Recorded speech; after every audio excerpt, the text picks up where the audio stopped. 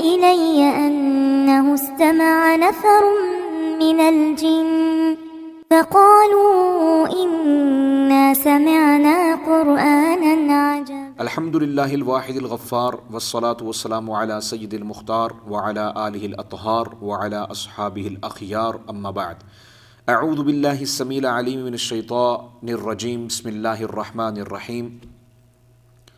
حمد و صلوات کے بعد تمام دیکھنے والوں کو السلام علیکم ورحمۃ اللہ وبرکاتہ۔ میں ہوں قاری محمد اویس اور آپ دیکھ رہے ہیں میرا یوٹیوب چینل۔ امید ہے کہ تمام ناظرین اکرام و طلباء اکرام خیر و عافیت کے ساتھ ہوں گے۔ ساتھ ہی میں ان تمام احباب کا تہہ دل سے میں شکر گزار ہوں جنہوں نے میرے چینل کو سبسکرائب کیا اور میرے ساتھ میرے مشن میں شامل ہوئے۔ دعا کریں کہ اللہ کریم ہمیں اپنے مشن میں کامیابی و کامرانی اور منزل مقصود تک پہنچائے۔ درست تلفظ، ادائیگی تجوید کے ساتھ عربی لب و لہجہ میں خوبصورت آواز میں قرأت قرآنیہ کی شناسائی کے ساتھ قرآن پاک سیکھنے اور سکھانے کی توفیق عطا فرمائے اور اس پر عمل کرتے ہوئے ہمیں دنیا و آخرت کی کامیابی حاصل کرنے کی توفیق عطا فرمائے اور اس عظیم کتاب کی بروز قیامت اللہ کریم ہمیں شفاعت کاملہ نصیب فرمائے۔ قرأت سبع واشرہ کورس کا آج ہمارا لیسن نمبر 48 ہے۔ آج کے سبق میں آپ کو شیخ الشیوخ، شیخ القراء، حافظ الحدیث والفقہ ابو محمد امام الشاطبی اندلسی رحمہ اللہ کا مختصر تعارف پیش کروں گا۔ لازمی طور پر سبق کو شروع سے آخر تک سماعت فرمائیں۔ سبق کے آغاز سے پہلے اگر آپ میرے چینل پر نیو ہیں تو جلدی سے میرے چینل کو سبسکرائب کر دیں، ساتھ میں دی گئی گھنٹی کے نشان کو بھی دبا دیجیے تاکہ میری ہر نئی ویڈیو کا نوٹیفیکیشن بآسانی آپ تک پہنچ سکے۔ تو آئیے سبق کا آغاز کرتے ہیں۔ محترم واجب القدر ناظرین اکرام اور طلباء اکرام، آپ کا پورا اسم گرامی یوں ہے: القاسم بن فیروح بن خلف بن احمد اندلسی الشاطبی رحمۃ اللہ تعالی علیہ۔ آپ کی کنیت ابو محمد اور ابو القاسم ہے۔ آپ کی ولادت باسعادت 538 ہجری کو اندلس المغرب کے قصبہ شاطبہ میں ہوئی اور آپ نے ابتدائی تعلیم یعنی قرآن کی قرأت شاطبہ میں ہی حاصل کی، قرآن پاک حفظ کیا اور فقہ اور حدیث کا بھی علم حاصل کیا اور شاطبہ کی مسجد میں علم کے حلقوں میں بھی شریک ہوتے تھے۔ بچپن سے ہی آپ کا میلان علم قرأت کی طرف تھا، تو یہ علم آپ نے اپنے استاذ ابو عبداللہ محمد بن ابی العاص النفری المقری سے حاصل کیا اور پھر آپ نے مزید تعلیم کے لیے قریبی شہر بلنسا میں آپ تشریف لے گئے اور پھر آپ نے اپنے استاد مکرم ابو عبداللہ محمد النفری المقری اور ابو الحسن حذیل رحمہ اللہ علیہما سے قرأت میں پختگی حاصل کی اور آپ کے جو اساتذہ کے اسماء گرامی ہیں وہ یہ ہیں: امام ابو عبداللہ محمد بن سعادہ، امام ابو عبداللہ بن عاشر، امام ابو عبداللہ محمد بن عبد الرحیم الخزرجی اور علیم بن عبد العزیز رحمہ اللہ علیہم۔ ان جید علماء کرام سے آپ نے حدیث مبارکہ کا علم حاصل کیا اور سماعت فرمایا بحوالہ حرز الامانی و وجہ التہانی الشاطبی۔ اور پھر ابو عبداللہ محمد بن حمید بلنسی سے آپ نے کیا کیا؟ کتاب التیسیر کامل للمبرد اور ادب الکاتب ابن قتیبہ آپ نے پڑھی اور پھر آپ نے سب سے پہلے اپنے ہی شہر میں درس و تدریس کا سلسلہ شروع کیا اور آپ بعد میں اپنے آبائی گاؤں کو آپ نے چھوڑ دیا اور آپ نے اپنے آبائی گاؤں کو چھوڑا۔ اس کی وجہ یہ تھی کہ اس وقت کے جو حاکم وقت ہوتے تھے وہ خطباء کو اپنے خطبوں کے اندر اپنے اوصاف بیان کرنے کا کیا کرتے تھے؟ حکم دیتے تھے، لیکن آپ غیرت مند تھے، آپ سے یہ کام نہیں ہو سکتا تھا، اس لیے پھر آپ نے کیا کیا؟ مجبوراً اپنے آبائی گاؤں کو چھوڑ دیا اور آپ نے 582 ہجری میں فریضہ حج ادا کیا۔ پھر اسکندریہ کے مقام پر پہنچے جہاں پر آپ نے ابو طاہر سلفی سے ملاقات کی اور پھر اس وقت آپ نے جو ہے وہ اپنی قراءات کا جو ہے وہ آغاز کیا، سنایا۔ تو اس وقت کے جو قاضی جج تھے اس نے آپ کو قاریوں کا شیخ بنا دیا۔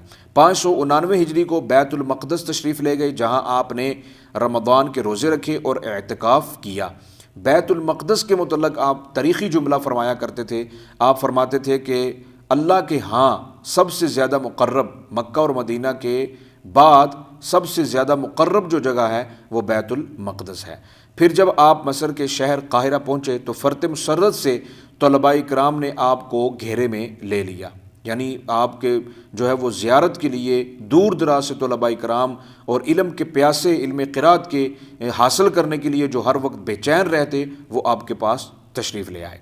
جو علوم و ادب سے استفادہ حاصل کرنے کے لیے کیا تھے؟ بے قرار تھے۔ بحوالہ ابن کثیر، مصر کے حکمران قاضی سلطان صلاح الدین کو جب یہ خبر ملی کہ امام جو ہے وہ شاطبی تشریف لا رہے ہیں، تو اسی وقت اس نے بذات خود علامہ شاطبی سے کیا کیا؟ رابطہ قائم کیا، اور اس قاضی نے پھر آپ کو جو ہے وہ القاہرہ کے مدرسہ فاضلیہ کا شیخ مقرر کر دیا۔ اور یہ فاضلیہ جو ہے یہ بہت پرانا کیا ہے؟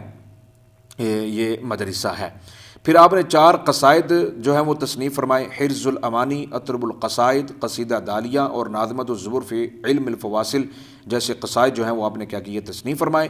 اور آپ کے متعلق یہ بات مشہور ہے کہ آپ زیادہ فضول کلام سے کیا کرتے تھے؟ اجتناب کرتے تھے، زیادہ تر حالت طہارت میں ہی کلام کرتے تھے، اور جب کبھی آپ کسی مرض میں مبتلا ہوتے یعنی بیمار ہوتے تو آپ کسی سے اپنے درد کی شکایت اور اس کا اظہار نہیں فرمایا کرتے تھے۔ جب کبھی کوئی آپ سے آپ کی صحت کے متعلق سوال کرتا تو آپ صرف جواب میں العافیہ ارشاد فرماتے، یعنی کہ میں ٹھیک ہوں۔ اور حافظ عماد الدین ابن کثیر فرماتے ہیں کہ آپ نبینا تھے۔ یہ ایک بہت بڑا راز ہے آپ کے متعلق کہ آپ کیا تھے؟ نبینا تھے۔ جب اللہ کریم کسی سے کام لیتا ہے نا تو پھر وہ یہ نہیں دیکھتا کہ یہ بینا ہے یا نبینا ہے، تو وہ کام لے لیتا ہے۔ اب یہ نبینا شخص دیکھیے کتنی مہارت تامہ حاصل کر لی کہ اللہ خالق کائنات نے کتنا قرب عطا کر دیا اپنا کہ علم قرات میں آپ کو امام بنا دیا۔ اب امام بنے حافظ عماد الدین ابن کثیر فرماتے ہیں کہ آپ نے قرات سبع کے متعلق جب الشاطبیہ تصنیف فرمائی ہے تو اس وقت کسی نے بھی آپ کے اوپر کوئی کسی قسم کا عیب زنی نہیں کی، عیب نہیں لگایا کہ آپ کیا ہیں؟ نبینا ہے، کیونکہ آپ حافظ الحدیث سے۔ اور بہت سے جو ہیں وہ ابن خلقان فرماتے ہیں کہ بہت سے لوگ جو ہیں وہ دور دراز سے آ کر اپنی عبارتوں کو صحیح کرتے تھے، صحیح بخاری سے، صحیح مسلم سے، فقہ کی عبارتیں، حدیث کی عبارتیں آپ سے آ کر کیا کرتے تھے؟ صحیح کروایا کرتے تھے، کیونکہ آپ حافظ الحدیث بھی تھے، اس لیے جو ہے وہ لوگ آپ کے پاس دور دراز سے آ کے علم حدیث بھی حاصل کرتے تھے۔ تو یہاں پر یہ ہے کہ آپ نے جب یہ کتاب الشاطبیہ تصنیف فرما لی ہے تو یہاں اس کتاب کے اندر آپ نے ایسے اسرار و رموز کے خزانے جمع کر دیے ہیں کہ بعد میں ایسی تصنیف جو ہے وہ کہیں ملی نہیں ہے۔ اور اگر آپ نے جو ہے وہ شاگردوں کے متعلق فہرست حاصل کرنی ہو کہ آپ کے کتنے شاگرد ہیں، تو آپ مختصر بلوغ الامنیہ کا مطالعہ کیجئے، وہاں سے آپ کو جو ہے وہ آپ کے شاگردوں کی ایک بہت بڑی فہرست جو ہے وہ کیا ہوگی؟ معلوم ہو جائے گی۔ امام ذہبی رحمۃ اللہ تعالی، امام سخاوی رحمۃ اللہ تعالی، یہ دونوں ہستیاں آپ کے متعلق فرماتی ہیں کہ آپ کو سید القراء تسلیم کرتے ہوئے کہ آپ قرات و رسم اور نحو اور فقہ اور حدیث میں آپ نے مہارت تامہ حاصل کر لی تھی، یعنی اتنے بلند و بالا محدثین جو ہیں وہ آپ کے متعلق فرما رہے ہیں کہ آپ سید القراء تھے۔ آپ کیا تھے؟ سید القراء، امام القراء تھے۔ بالآخر آپ کی عمر نے آپ کے ساتھ وفا نہ کی، آپ 28 جمادی الاخری اتوار کے روز مصر کے شہر القاہرہ میں اس دنیا فانی سے کوچ کر گئے اور اپنے خالق حقیقی سے جا ملے۔ انا للہ و انا الیہ راجعون۔ اللہ آپ کے درجات بلند فرمائے، آپ کا روحانی علمی فیض ہمیں عطا فرمائے، اور اللہ کریم آپ کو جنت الفردوس کے اعلیٰ درجات میں جگہ عطا فرمائے۔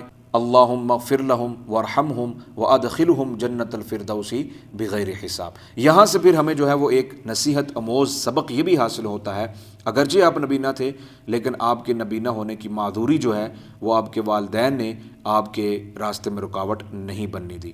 آپ کے والدین کو بھی ہمارا جو ہے وہ سلوٹ ہے، سلام ہے کہ جنہوں نے آپ کی معذوری کو آپ کے راستے کی رکاوٹ نہیں بننے دی، اور آپ کا جو شوق تھا علم قرات کا اس میں آپ نے جو ہے وہ اتنا نام کمایا کہ آج اگرچہ آپ کی عمر 52 سال تھی، بہت کم عمر تھی، طویل اتنی عمر نہیں تھی، لیکن پھر بھی آپ نے اتنا نام حاصل کیا اتنی محنت شاقہ کے ساتھ کہ آج 9 صدیاں بیتنے کے بعد بھی آپ کا فیض علمی اور فیض روحانی کیا ہے؟ زندہ اور تابندہ ہے۔ تو اس لیے میں آپ سے یہ گزارش کرتا ہوتا ہوں اکثر کہ طلباء کرام و ناظرین کرام قرات قرآنیہ کے ساتھ اپنے دل کو وابستہ کریں، شوق لگائیں، پھر دیکھیے گا کہ اللہ کریم آپ کا رہتی دنیا تک کیسے نام جو ہے وہ زندہ کرتا ہے۔